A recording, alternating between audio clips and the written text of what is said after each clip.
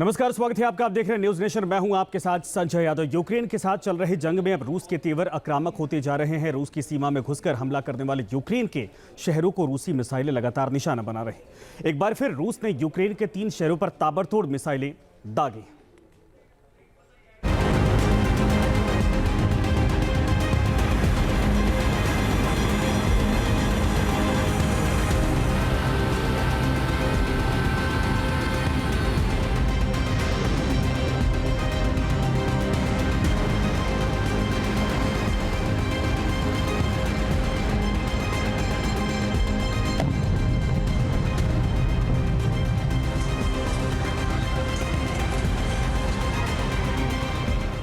Putin कर रहे थे मंगोलिया की यात्रा।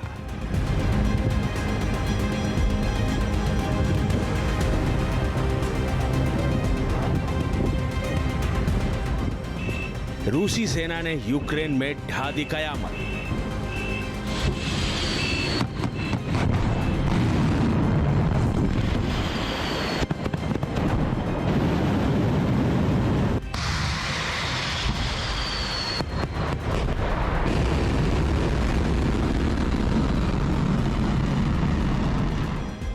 रूस की बैलिस्टिक मिसाइलों का कोहराम।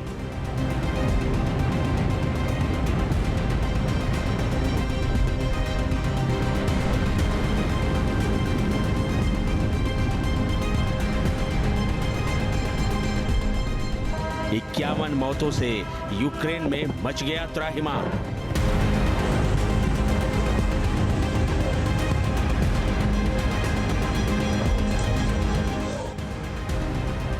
रूस और यूक्रेन के बीच बीते करीब 3 साल से जंग चल रही है। फिलहाल दोनों देशों के बीच जंग थमने के आसार नजर भी नहीं आ रहे। वक्त बीतने के साथ रूसी सेना ने अपने हमले और तेज कर दिए हैं।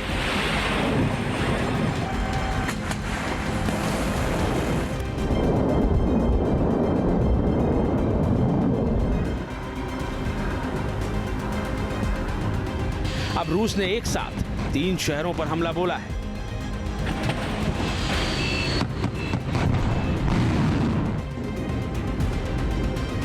ये 3 तस्वीरें देखिए। पहली तस्वीर पोल्टावा की है, जहां हुए मिसाइल हमले के बाद हर तरफ तबाही का मंजर पसरा नजर आया। रूसी सेना ने यूक्रेन के लवीव शहर पर भी हमला किया, जबकि तीसरा हमला यूक्रेन के कब्जे वाले ज़पोरिज़िया में हुआ। तीनों शहरों में रूसी हमले के बाद जबरदस्त तबाही नजर आ रही है, जिसकी गवाही ये तस्वीरें भी दे रही हैं।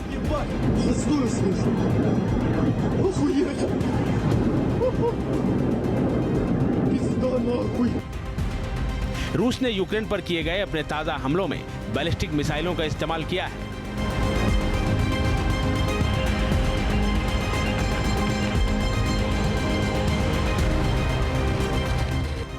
यूक्रेन की वायुसेना के अधिकारियों ने बैलिस्टिक मिसाइलों से हमले की पुष्टि की है।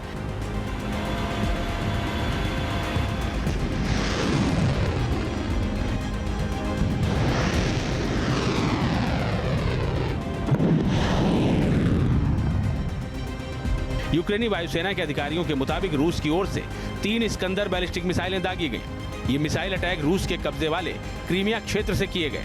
इसके अलावा एक KH-5969 मिसाइल रूस के कुर्स्क क्षेत्र से दागी गई।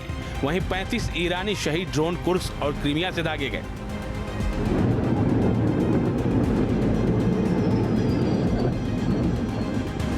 रूस के मिसाइल हमले का ये वीडियो देखिए। पोल्टावा पर हुए हमले में रूस ने इस्कंदर मिसाइलों का इस्तेमाल किया है। वीडियो में मिसाइलें गिरते हुए साफ साफ नजर आ रही हैं।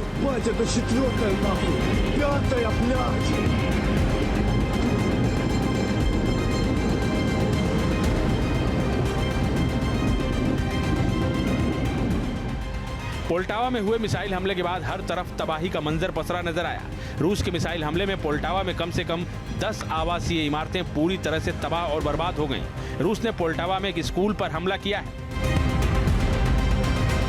पोल्टावा पर हुए हमले में 51 की मौत।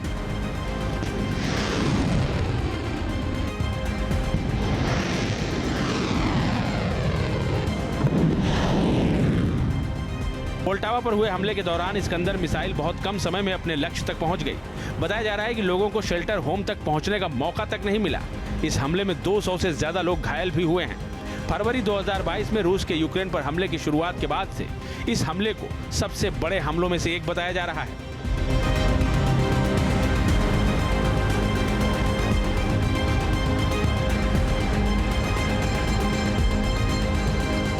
हाल के समय में जिस तरीके से यूक्रेन की सेना ने एक बड़ी कार्रवाई रशियन टेरिटरी में की और एक रशियन टेरिटरी को अपने कब्जे में ले लिया, उसके बाद से ये जो रशियन रिटेलिएशन है वो एक्सपेक्टेड था, अपेक्षित था। और अब रशिया ने एक बड़ा काउंटर अटैक यूक्रेन पर किया है और जाहिर है कि रशिया और यूक्रेन के बीच का ये जो युद्ध है वो लगातार जारी है। वर्तमान समय में इसकी इंटेंसिटी बहुत बढ़ गई है और अब यूक्रेन भी रशिया की टेरिटरी पर बड़े हमले करने लगा है, उसकी टेरिटरी को वो अपने कब्जे में लेने लगा है।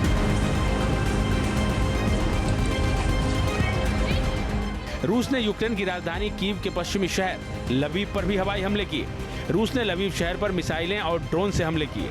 रूस के हमले के बाद लवीव में कई जगह आग लगी नजर आई। कई घरों और गाड़ियों को भारी नुकसान पहुंचा है। लवीव शहर नाटो सदस्य पोलैंड की सीमा से ज्यादा दूर नहीं है।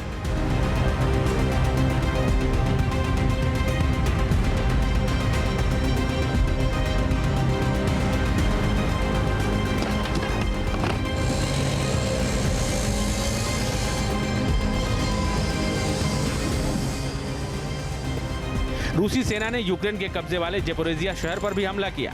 मिसाइल हमले के बाद इस शहर में भी चारों तरफ बर्बादी का मंजर पसरा नजर आया। राहत और बचाव में जुटी टीमें लोगों को इमारतों के मलबे में तलाशती नजर आईं।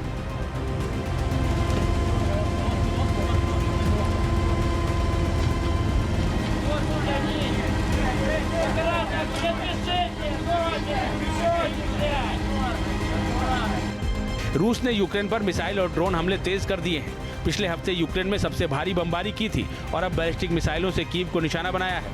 माना जा रहा है कि रूस यूक्रेन और नाटो पर ऐसा करके दबाव बढ़ाना चाहता है।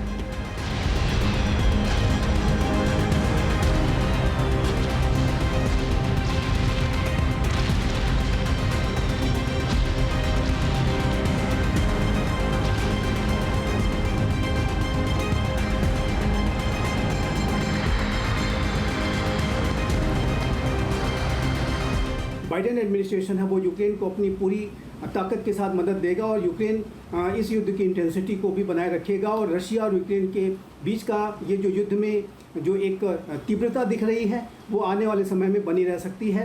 दोनों ही रशिया यूक्रेन एक दूसरे के ऊपर बड़े हमले कर सकते हैं। अटैक्स, काउंटर अटैक्स होते रहेंगे और इस बात की संभावना दिखाई देती है कि ये युद्ध अगले 2 महीने में भी लगातार तेज गति से जारी रहेगा। इसकी इंटेंसिटी बढ़ सकती है।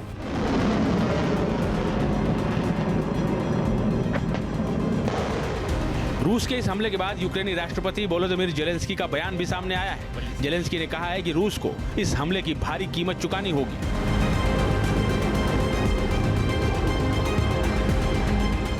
Сигнал повітряної тривоги був.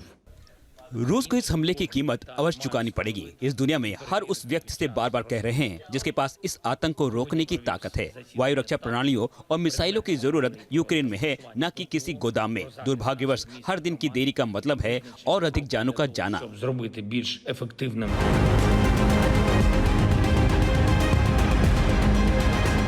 यूक्रेन पर हो रहे हमले में रूसी वायुसेना अब ज्यादा आक्रामक नजर आ रही है। रूस ने यूक्रेन पर हमले में कई बार ग्लाइड बमों का इस्तेमाल किया है। अब रूसी वायुसेना यूक्रेन पर अपने Su-34 फाइटर जेट से किए जा रहे हवाई हमले में एक नए ग्लाइड बम का इस्तेमाल कर रही है।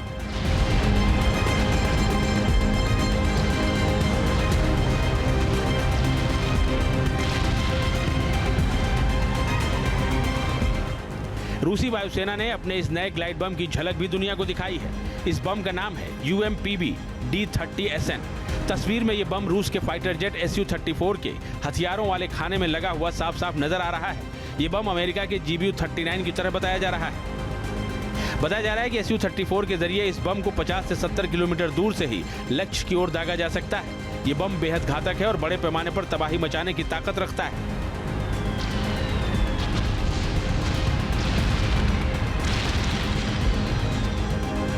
जब से यूक्रेन ने रूस के कुर्स्क में घुसकर हमला किया है, तभी से रूस ने अपने हमले यूक्रेन पर तेज कर दिए हैं। रूसी राष्ट्रपति पुतिन ने साफ कह दिया है कि अब बातचीत की संभावनाएं खत्म हो चुकी हैं। रूसी सीमा में घुसकर हमला करने की कीमत यूक्रेन को चुकानी ही होगी।